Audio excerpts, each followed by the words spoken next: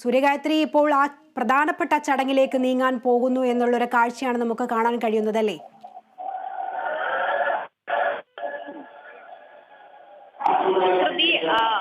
തന്ത്രി ശ്രീകോവിലിൽ നിന്നും ദീപം പകർന്ന് മേൽശാന്തിക്ക് നൽകിയിട്ടുണ്ട്. തുടർന്ന് മേൽശാന്തി ക്ഷേത്രം തിടപ്പള്ളിയിലെ പൊങ്കാല അടുപ്പിൽ തീ കത്തിച്ച ശേഷം അതേ ദീപം മേൽശാന്തിക്ക് കൈമാറി. ഇനിയുള്ളത് വലിയ തിടപ്പള്ളിയിലും അതുപോലെ തന്നെ ക്ഷേത്രത്തിന് മുൻവശത്തെ ഭണ്ഡാര അടുപ്പിലും തീ കത്തിക്കുക എന്നൊരു ചടങ്ങാണ്.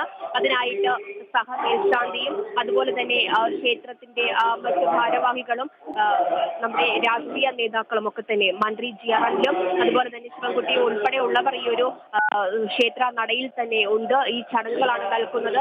ചുറ്റും ഭക്തജനങ്ങളുടെ ഒരു പ്രാർത്ഥനകൾ നമുക്ക് കേൾക്കാൻ കഴിയും. അവരുടെ പ്രാർത്ഥനകളിലാണ് ഭണ്ഡാര അടുപ്പിൽ ഇപ്പോൾ തീ പകരാൻ പോകുന്നത്. ഭക്തജനങ്ങളൊക്കെ തന്നെ പൊങ്കാല ഇടാൻ എത്തിയിട്ടുള്ള ഭക്തജനങ്ങളിൽ കുറച്ചുപേരും ഇപ്പോൾ ഇവിടെ തന്നെ നിൽപ്പുണ്ട്. ഈ ഒരു ചടങ്ങ് കാണുന്നതിന് വേണ്ടി, അത് കണ്ട് പ്രാർത്ഥിക്കുന്നതിന് വേണ്ടി ഇവിടെ ഭക്തജനങ്ങളുണ്ട്. ഇവരുടെ പ്രാർത്ഥനയാലും ഉച്ചത്തിലുള്ള അവരുടെ പ്രാർത്ഥനയുടെ കൂടെയാണ് ഇപ്പോൾ ഭണ്ഡാര അടുപ്പിൽ സഹമേൽശാന്തി ദീപം പകരാൻ പോകുന്നത്. ഈ അടുപ്പിലേക്ക് തീ പകരുന്ന ഒരു കാഴ്ചയാണ് നമ്മളിപ്പോൾ കണ്ടുകൊണ്ടിരിക്കുന്നത്.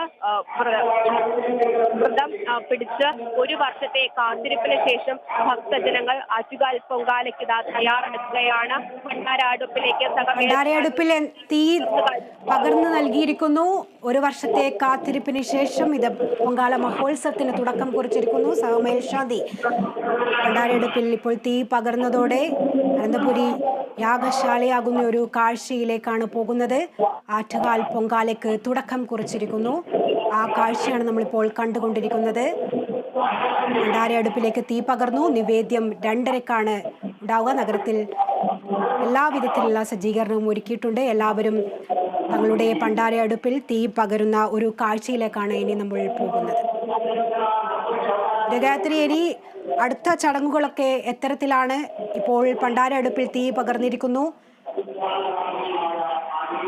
ഭണ്ഡാര അടുപ്പിലേക്ക് തീ പകർന്നു കഴിഞ്ഞിട്ടുണ്ട്. ഇനി ക്ഷേത്ര പരിസരത്തും അതുപോലെ തന്നെ നഗരത്തിന്റെ വിവിധ ഭാഗങ്ങളിലുമായിട്ട് പൊങ്കാലയിടാൻ എത്തി നിൽക്കുന്ന ഭക്തരുടെ അടുപ്പിലേക്ക് ഈ ഒരു തീ പകർന്ന വിശ്വാസത്തിന്റെ തീ പകർന്ന ഒരു സമയമാണ് ഇനിയുള്ളത്.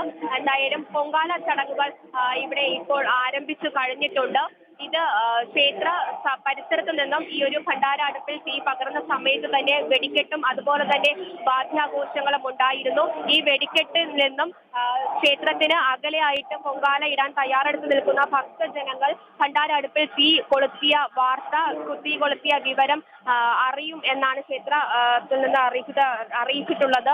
ഈ ഒരു അറിയിച്ചു കഴിയുമ്പോൾ, ഈ ഒരു അറിയിപ്പ് ലഭിച്ചു കഴിയുമ്പോൾ ഇത്തരത്തിൽ തങ്ങളുടെ അടുപ്പുകളിലേക്ക് തീ പകർന്ന് പൊങ്കാല ആരംഭിക്കാം, പൊങ്കാല ഇട്ട് തുടങ്ങാം എന്നൊരു നിർദ്ദേശം നൽകിയിട്ടുണ്ട്. എന്തായാലും നഗരത്തിന്റെ വിവിധ ഭാഗങ്ങളിൽ ഇപ്പോൾ ആറ്റുകാൽ പൊങ്കാല ആരംഭിച്ചിട്ടുണ്ട്. ഭക്തജനങ്ങളൊക്കെ തന്നെ ആറ്റുകാൽ പൊങ്കാല ഇടുന്നതിന് വേണ്ടി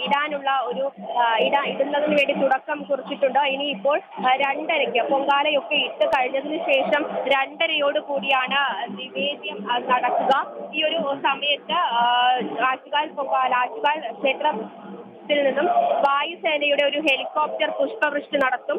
അതിന് കൂടാതെ ഈ ക്ഷേത്രത്തിൽ നിന്നും പോയിട്ടുള്ള പൂജാരിമാരും ഇത്തരത്തിൽ നിവേദ്യം അർപ്പിക്കുന്നതിന് എത്തും. മാത്രമല്ല ക്ഷേത്രത്തിന് അകലെ പൊങ്കാല ഇടാൻ എത്തിയിട്ടുള്ള ഭക്തജനങ്ങൾക്ക് സമീപ സ്ഥലത്ത് ഉള്ള ക്ഷേത്രങ്ങളിൽ നിന്നും പൂജാരിമാർ എത്തി നിവേദ്യം നടത്തുമെന്നൊരു വിവരം അറിയിച്ചിട്ടുണ്ട്.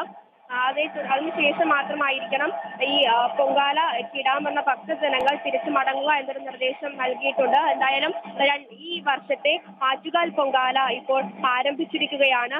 വ്രതശുദ്ധിയോടെ തങ്ങളുടെ